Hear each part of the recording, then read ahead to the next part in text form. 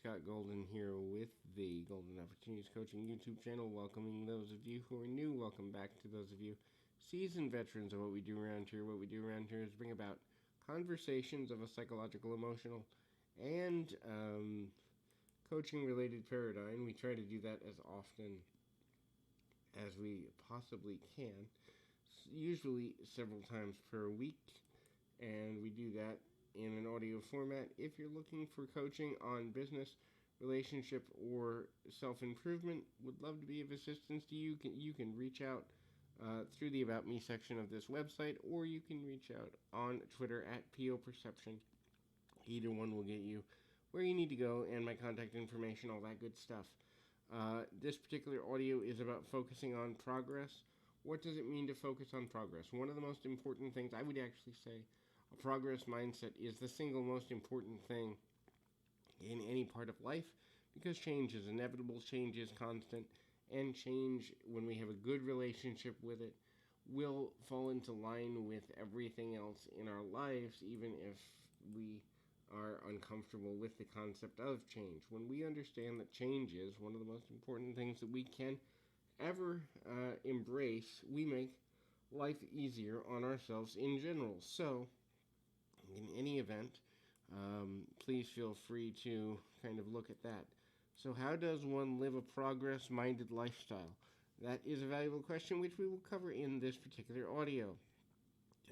Progress lifestyle is all about creating motion of events, motion of emotional state, and motion of a constant positive relationship with change as often as we can, and in as many directions and ways as we can.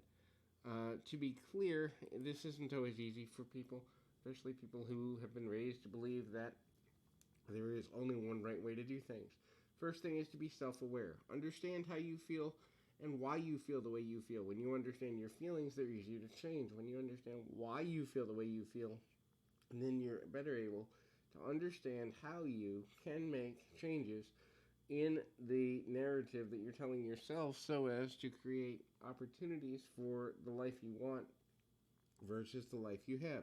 Chances are, for about 98% of people, if you're listening to self-improvement or self-help related material, or reading same, you have something in your life you want to change. But in order to understand how to change it, you first have to understand why it is the sticking point that it is. If you don't understand the why, change is very difficult. The second thing is, check whether your beliefs, whatever they may be, are working for or against your overall happiness and your overall goals. Now, what you believe matters, and obviously, when we're children, we believe in dragons and monsters and all sorts of things.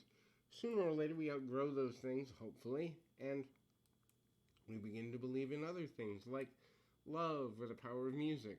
And then sooner or later, we begin to believe in things like maybe religion or politics. But what happens is, usually what we develop as teenagers or early 20-somethings are things we hold on to later into life.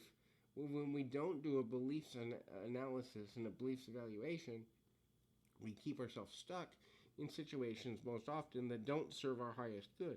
That doesn't necessarily mean that we have to change everything we believe every once in a while. We don't. However, the willingness to do so if it's necessary or beneficial is a good idea, because who we are changes, therefore what we may believe in changes.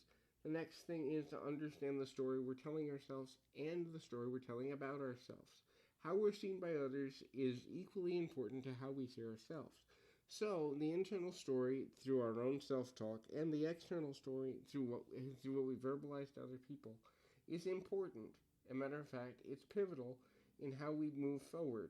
So, if you're constantly telling yourself in the story of a victim, then you're only going to attract people who either want to be fixers or savers. If you're constantly telling the story that you are a person of expansion, then you're going to attract and experience people who are like-minded and who don't let things get in their way. If you tell a story about being physically sick, then you're probably going to encounter people who are worried about their own physical wellness and may worry a bunch. So the story you tell yourself then comes out of your mouth and becomes the story you tell others, which then affects how other people see you, and that is there. The next is self-esteem. This is really tricky for a lot of people because the concept of self-esteem requires a knowledge of self, a love of self, and an understanding of self. Many times we're so busy trying to please other people or reach tangible or intangible goals that we forget to have true self-esteem. So, taking time to figure out how we view ourselves and how we want to view ourselves is important. Next, look at how committed you are and your level of time, energy, and effort you're willing to commit to the things that you say you want. Just because you say you want something doesn't mean you're making time for it. Just because you say you want something doesn't mean you're willing to chase after it and go after it hard. And just because you say you want something doesn't mean you're willing to make the sacrifices to make it happen. So, look at what you can commit to, look at what you have committed to in the past, see how committed you are when you do commit, and then adjust accordingly. Train your subconscious. Learn about where your mind goes when you're kind of absent-minded or daydreaming, because these are often subconscious thoughts that come to the surface eventually consciously. So, when you can kind of interrupt the daydreamer's pattern, take mind of where you are and what you're thinking about, what you're feeling, and then adjust from there, you'll do much, much better in terms of reaching goals because then you can interrupt any patterns that aren't going to serve you well. The next thing to consider, and the last thing in this particular audio, is be flexible. Just because you're flexible doesn't mean you lose yourself. It also doesn't mean that you lose sight of your overall goals. But being flexible can teach you things about how to move forward, how to grow, and how to connect with different people, different ideas, and overall ways of progress mindset to get you where you want to be. So hopefully this is helpful. I encourage you to keep your feet on the ground, your mind in the moment. Until next time, everybody.